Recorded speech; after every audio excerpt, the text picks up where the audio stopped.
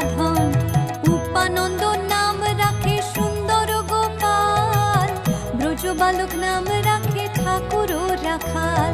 সুবল রাখিল নাম ঠাকুর কানাই, শ্রীদাম রাখিল নাম রাখাল রাজা ভাই।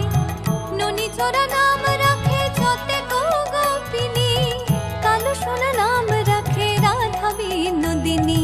কুবজা রাখিল নাম পতিত পাবন হরি, চন্দ্রাবলী নাম রাখে মোহন বংশীধারী।